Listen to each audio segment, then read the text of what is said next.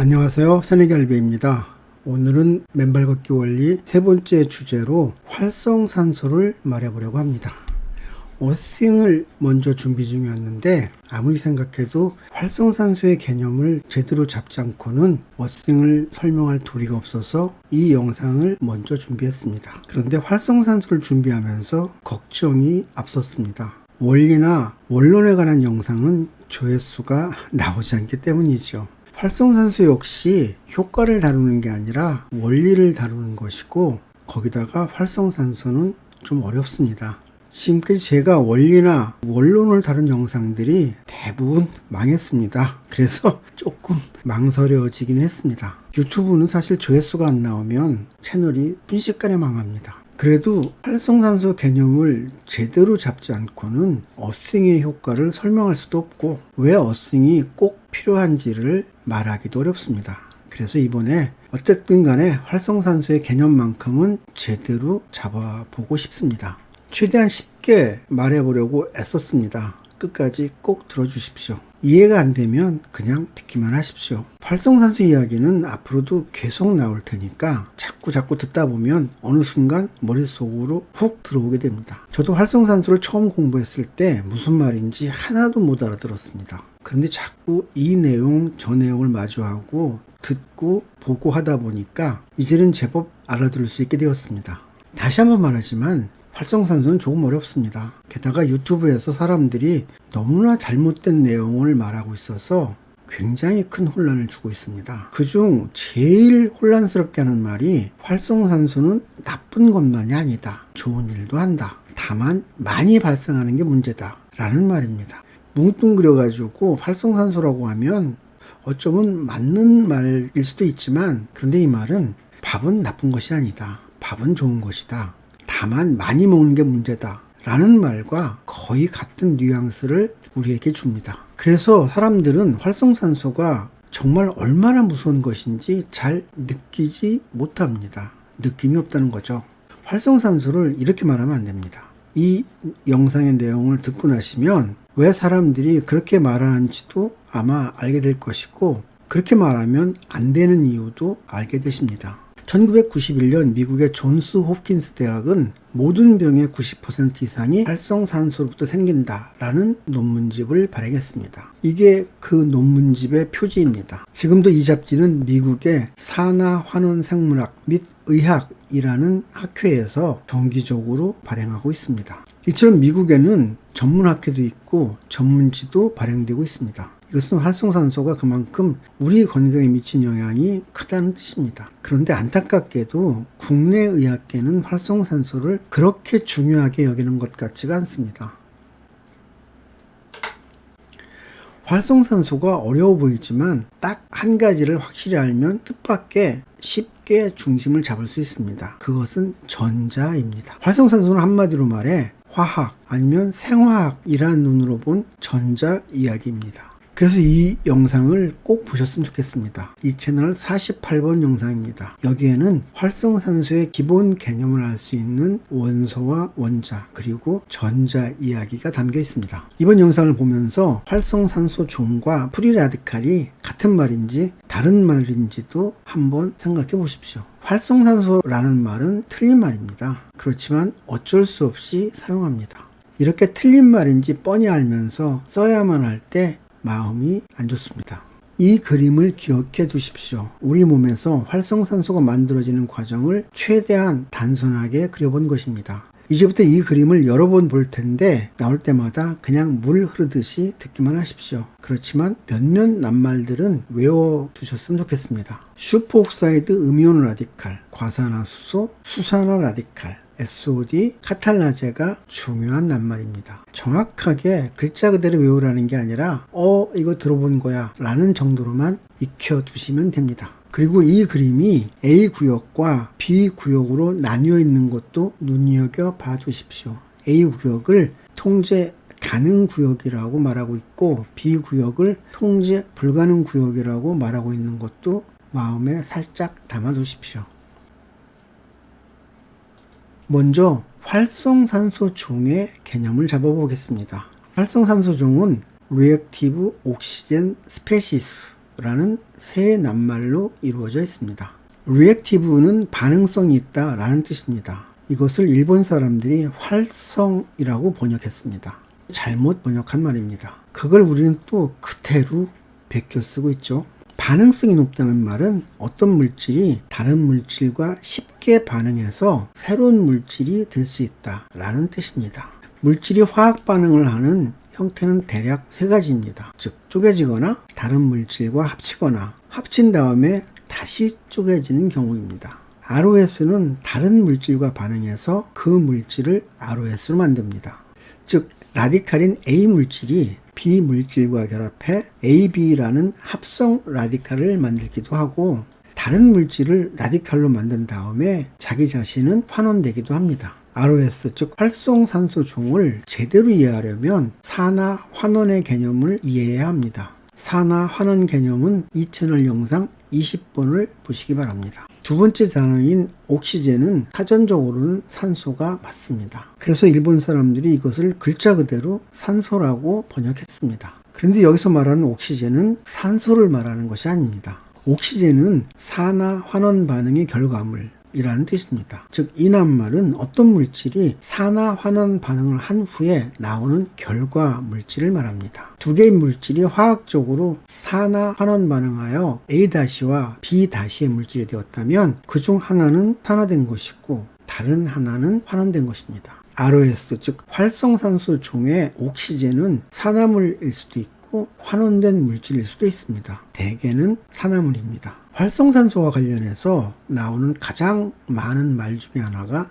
산화라는 말입니다. 활성산소와 관련해 나오는 산화는 물질이 전자를 잃었다는 것을 말합니다. 많은 사람들이 산화를 말하면서 자꾸 산소를 꺼내 혼선을 부추깁니다. 사람들이 산화의 개념을 오해하는 것은 많은 의사들이 활성산소를 설명하면서 맨날 사과가 갈색으로 변하고 어쩌고 저쩌고 하는 것이 산화다 라고 말하기 때문입니다. 그래서 사람들은 산화물에는 산소가 들어가야 하는 것으로 착각합니다. 한마디로 잘못된 이야기입니다. 우리 몸에서 일어나는 산화 반응은 산소와는 정말 아무 관련이 없습니다. 자연계에서 일어나는 산화는 산소와 관련이 많이 있습니다. 그러나 우리 몸에서 활성산소와 관련되어 일어나는 산화는 산소와 눈곱만큼의 관계도 없습니다. 활성산소와 관련된 산화란 물질이 전자를 잃는 것을 말합니다. 앞서 소개한 20번 영상에 산화와 환원이 자세히 설명되어 있습니다. 산화는 크게 세 가지 유형인데 산소와 관련된 산화, 전자와 관련된 산화, 그리고 수소와 관련된 산화가 있습니다. 두 물질 간에 전자를 주고받으면 산화 환원 반응이 일어나는 것인데 이때 전자를 잃으면 산화, 얻으면 환원된 것입니다.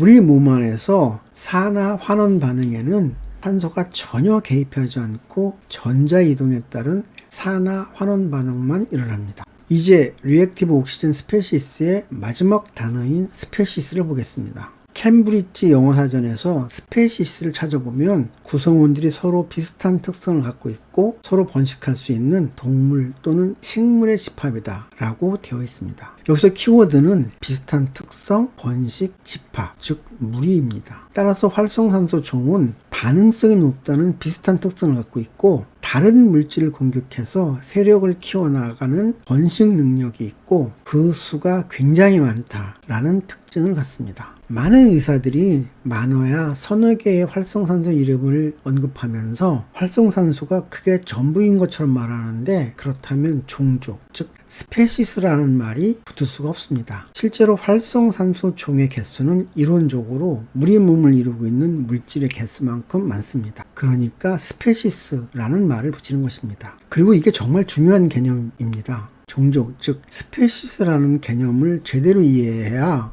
ROS가 왜 무서운 건지 그리고 이를 왜 잘 막아야 하는지 이해할 수 있습니다. 단적으로 말해 ROS는 세포막, DNA, 미토콘드리아, 혈관세포, LDL 콜레스테롤, 지방산, 탄수화물, 단백질, 미네랄 등 몸속에 있는 모든 물질이 후보 물질입니다. LDL 콜레스테롤이 산화되면 동맥경화가 생길 수도 있고 DNA가 손상되면 유전자 변이가 일어나 암의 원인이 되기도 합니다. 당이 산화되면 최종 당 산화물이라는 독소가 생기기도 하고 중성지방이 산화되면 염증 물질이 만들어지기도 합니다. 미토콘드리아나 세포막이 망가지면 세포가 죽습니다. 폐세포가 죽으면 폐가 망가지고 뇌세포가 망가지면 치매가 올 수도 있습니다. 우리 몸의 모든 세포, 장기, 조직이 활성산소 종의 후보 물질이 될 수 있다라는 것을 깨달아야 합니다. 그래야 활성산소 종의 확산을 막는 게 우리 건강을 지키는데 얼마나 중요한 숙제인지 느낄 수 있게 됩니다.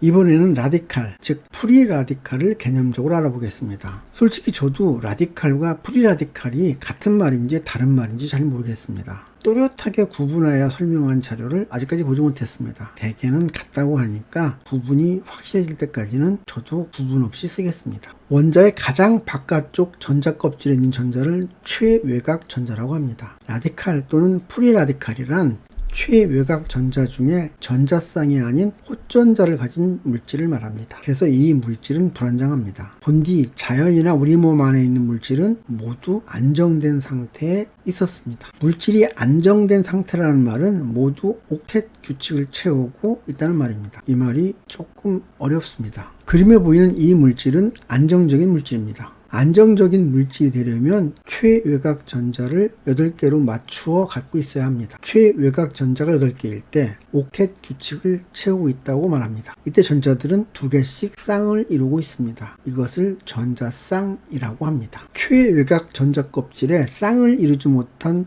호전자가 있으면 라디칼 또는 프리라디칼이라고 하면서 매우 불안정한 물질이 됩니다. 이러한 물질은 최대한 빨리 전자를 채우려 움직입니다. 어떻게 채우려고 할까요? 다른 물질을 공격해 뺏으려고 합니다. 그래서 이러한 물질을 반응성이 높은 물질, 즉 라디칼 물질이라고 하는 것입니다. 물질이 안정된 상태라는 것, 옥텟 규칙, 전자쌍과 홀전자 또는 호전자의 개념은 많이 어렵습니다. 이것을 이해하려면 다음에 두 영상을 꼭 보셔야 합니다. 이 영상에서 원자의 구조, 옥텟 규칙, 전자쌍과 호전자, 공유결합이나 이온결합 같은 물질의 결합 방식 등과 같은 내용을 자꾸 보셔서 익혀 주시기 바랍니다. 일단 한번 익혀두면 그 다음부터는 점차 쉬워집니다.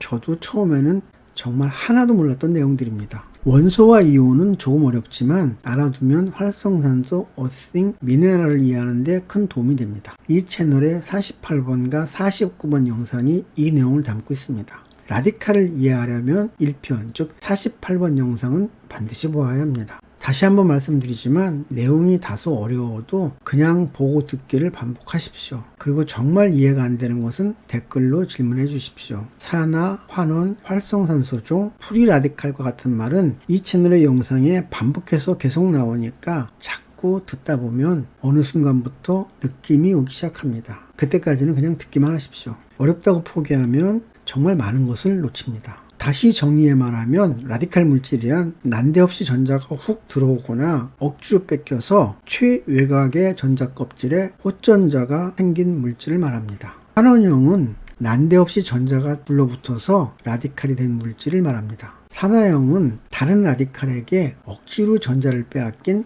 2차성 라디칼 물질을 말합니다. 환원형 라디칼은 아주 특수한 경우이고 대부분의 라디칼은 산화형입니다. 지금까지 ROS, 즉 활성산소종과 프리라디칼을 다른 방식으로 설명해 보았습니다. 이 두 개의 개념이 같다고 느끼셨나요? 아니면 다르다고 느끼셨나요? 솔직히 최근까지 저도 헷갈렸습니다. 결론적으로 말하면 산화, 환원 반응의 결과로 라디칼 물질이 나옵니다. 그리고 그 라디칼 물질이 우리 몸을 공격합니다. 잘 이해가 안 되면 이 내용을 여러 번 보십시오. ROS와 프리라디칼을 제대로 설명하면서 지금보다 더 쉽게 설명할 실력이 제게는 아직 없습니다. 가장 중요하고 확실하게 개념을 잡아야 할 라디칼이 수산화 라디칼입니다. 수산화 라디칼은 반응성이 아주 높은 물질이라서 이 세상에서의 존속 시간이 몇 나노초, 즉 10억분의 선호초 정도로 짧습니다. 따라서 수산화 라디칼은 발생하면 즉시 가장 근처에 있는 물질의 전자를 빼앗아 산화시키고 그 물질을 라디칼 물질로 만들어 버립니다. 수산화 라디칼이 발생하면 우리 몸의 정상적인 방어 체계로는 이것을 처리할 수가 없습니다. 즉 우리 몸에는 수산화 라디칼을 처리할 효소 체계가 없다는 것입니다. 그래서 수산화 라디칼이 무서운 죽음의 물질입니다. 수산화 라디칼은 발생 즉시, 즉 10억 분의 서너 초 만에 우리 몸의 다른 곳을 공격해 전자를 빼앗습니다. 전자를 빼앗은 수산화 라디칼은 물이 되지만 수산화 라디칼에게 전자를 빼앗긴 물질은 새로운 라디칼이 됩니다. 이 라디칼이 다시 다른 물질에게서 전자를 빼앗습니다. 이 과정이 2차, 3차, 4차 그리고 N차까지 끝없이 이어집니다. 언제까지 이어질까요? 어디선가 전자가 들어와 라디칼 물성이 없어질 때까지입니다. 이 근본적인 해결책이 항산화입니다. 이것은 원자의 문제이고 전자의 문제이기 때문에 근본적으로 해결이 되지 않는 한 라디칼 반응은 끝없이 계속됩니다. 우리 몸에 세균이 침투하면 백혈구는 수산화 라디칼을 만들어 세균을 죽입니다. 근데 백혈구가 뿜어낸 수산화 라디칼은 어디로 갈까요? 세균이 죽어도 백혈구가 뿌린 수산화 라디칼은 그대로 남아서 우리 몸의 다른 곳을 공격합니다. 앞서도 말했듯이 이것은 원자의 문제이고 전자의 문제이기 때문에 근본적으로 해결되지 않는 한 라디칼 반응은 끝없이 계속됩니다. 그런데 정말 아이러니컬하게도 이 수산화 라디칼이 사람들이 말하는 이로운 활성산소입니다. 왜냐하면 이것이 면역 반응이기 때문입니다. 정말 말도 안 되는 이야기 아닙니까? 그런데 활성산소를 말하는 사람들 중에서 아무도 이 말을 제대로 하지 않습니다. 이것이 우리 몸에서 활성산소중이 만들어지는 기본 틀입니다. 이 내용은 다음 영상에서 살펴볼 것입니다. 대부분의 사람들은 A 영역의 활성산소를 말하지만 저는 B 영역의 수산화 라디칼이 진짜 프리 라디칼이라고 생각합니다. 왜 그런지는 다음 영상에서 알아보겠습니다. 오늘 영상 여기서 마치겠습니다. 다음 영상에 정말 중요한 프리 라디칼 이야기가 나옵니다. 기대해 주시고요. 오늘 영상 이해가 될 때까지 반복해 들어주시기 바랍니다.